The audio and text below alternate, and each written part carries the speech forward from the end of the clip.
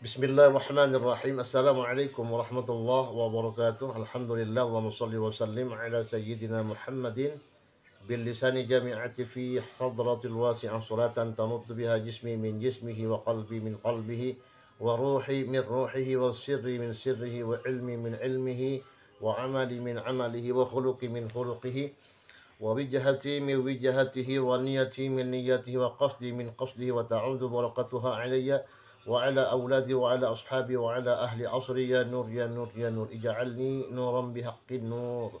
Alhamdulillah, sahabatku dimanapun kalian berada, apa kabar? Dan semoga sehat selalu, barokah fid dunya wal akhirah, dan semoga segala hajat-hajatnya Allah kabulkan. Dan yang sedang sakit, baik yang di rumah sedang berbaring maupun yang sedang dirawat di rumah sakit, semoga Allah subhanahu wa ta'ala menyembuhkan segala penyakitnya, dan putra-putrinya Allah jadikan anak yang soleh dan yang solehah, berguna bagi nusa bangsa, negara, dan agama. Amin ya rabbal alamin. Sahabatku dimanapun kalian berada, Alhamdulillah, mari kita tonton video ini yang mana Habib Ja'far menjelaskan fakta sejarah yang sekarang ini akan diangkat ke permukaan, bahwa di bulan suci Ramadan di zaman dulu, zaman Belanda, sudah ada waktu libur di bulan suci Ramadan. Maka dari itu, untuk lebih jelasnya, mari tonton videonya. 1930, seorang murid bernama Mahbub Junaidi yang kelak dikenal sebagai seorang cendekiawan Betawi menceritakan bahwa saat ia menjadi murid di tahun itu, tiba-tiba gurunya yang adalah orang Belanda sebelum mengakhiri kelasnya berkata, mulai sekarang kalian libur dan sampai jumpa nanti sehabis lebaran.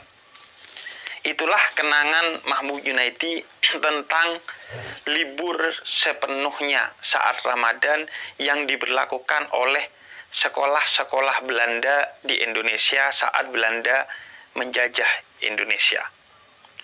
Total liburnya adalah 39 hari. Yaitu 30 hari penuh untuk Ramadan dan 9 hari dibagi setelah Lebaran beberapa hari dan sebelum Ramadan beberapa hari. Sejarah mencatat bahwa libur penuh saat Ramadan pertama kali diberlakukan di Indonesia yang saat itu di bawah jajahan Belanda pada tahun 1930. Namun itu adalah keputusan yang tidak lahir begitu saja dari kolonialisme Belanda, melainkan sejak tahun 1912 hingga 13 kajiannya telah dilakukan.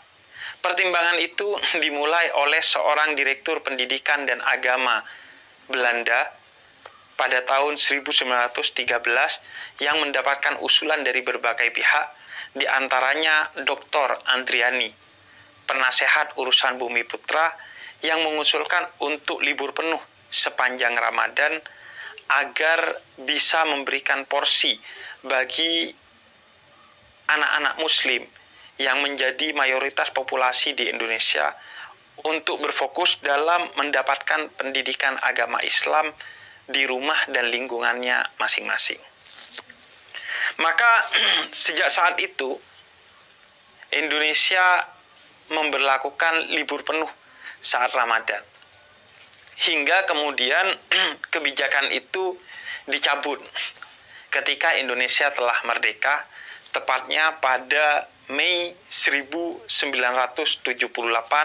ketika Menteri Pendidikan dan Kebudayaan pada saat itu dipangku oleh Daud Yusuf, seorang pakar pendidikan di Indonesia yang begitu besar, yang menganggap libur penuh saat Ramadan adalah sesuatu yang sifatnya tidak tepat, tidak bijak, bahkan ia menilai itu bentuk strategi kolonialisme Belanda untuk memberikan pembodohan kepada anak-anak Muslim di Indonesia, sehingga sebulan penuh mereka tidak sekolah dan akhirnya mereka tertinggal secara intelektualisme.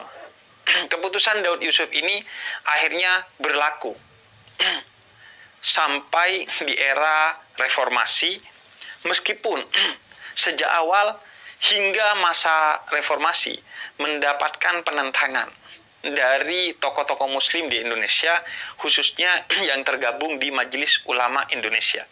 Di antara tokoh-tokoh itu adalah Muhammad Nasyir, tokoh Masyumi, kemudian Profesor Dr. Rasyidi, dan Buya Hamka yang merupakan tokoh Muhammadiyah dan pendiri Al-Azhar pada saat itu.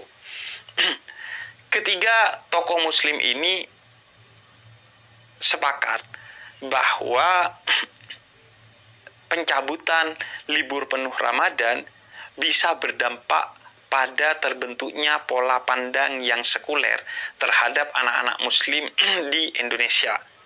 Karena selama Ramadan anak-anak tetap ditempa dan dituntut untuk mengenyam pendidikan di sekolah yang menyebabkan mereka gagal fokus untuk meningkatkan aspek lain dari manusia yang perlu dididik juga. Bukan hanya intelektualisme, tapi juga spiritualismenya. Namun, salah satu yang paling objektif kiranya adalah Buya Hamka, yang menilai agar sebaiknya Daud Yusuf pada saat itu duduk bersama dengan tokoh-tokoh Muslim di Indonesia, khususnya yang tergabung di MUI, agar bisa mendiskusikan manfaat dan mudarat, kebaikan dan keburukan, plus dan minusnya dari meliburkan atau tidak meliburkan penuh siswa-siswi Muslim di Indonesia selama Ramadan, agar kemudian kebijakan yang diambil oleh Daud Yusuf benar-benar kebijakan yang objektif, tidak ada bias, ketakutan akan terbelakangnya intelektualisme siswa-siswi, dan tidak ada juga bias ketakutan akan sekularisasi yang dikhawatirkan oleh tokoh-tokoh Muslim. Namun Daud Yusuf memilih untuk tetap teguh pada pilihan kebijakannya untuk tidak meliburkan siswa-siswi Muslim selama bulan Ramadan.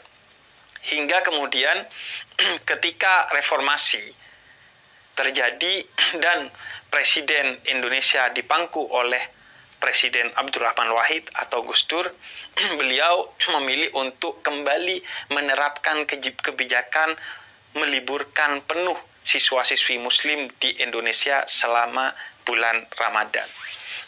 Hingga kemudian setelah Presiden Gus Dur, kembali lagi kebijakan untuk tidak libur penuh selama bulan Ramadan, dan setiap sekolah cenderung memiliki kebijakan-kebijakan tersendiri kapan mereka secara terbatas meliburkan siswa-siswi Muslimnya selama bulan Ramadan.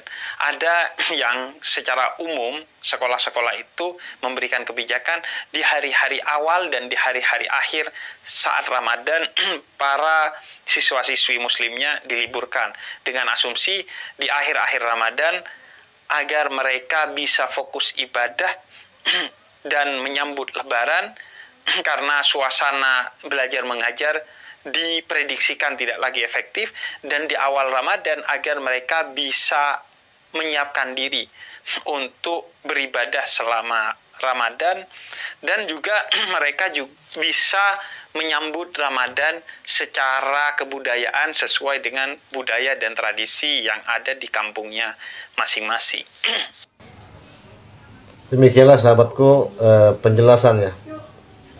Penjelasan dari Habib Ja'far tentang libur di bulan suci Ramadan para siswa dan siswi, anak didik bangsa, bahwa mulai zaman Belanda sudah libur sekolah itu sudah ada di bulan suci Ramadan. Jadi bagaimana menurut Anda? Silakan di komen di kolom komentar, dan jika kalian suka, dan jika tidak suka abaikan saja. Dan saya akhiri, assalamualaikum warahmatullahi wabarakatuh, sampai jumpa.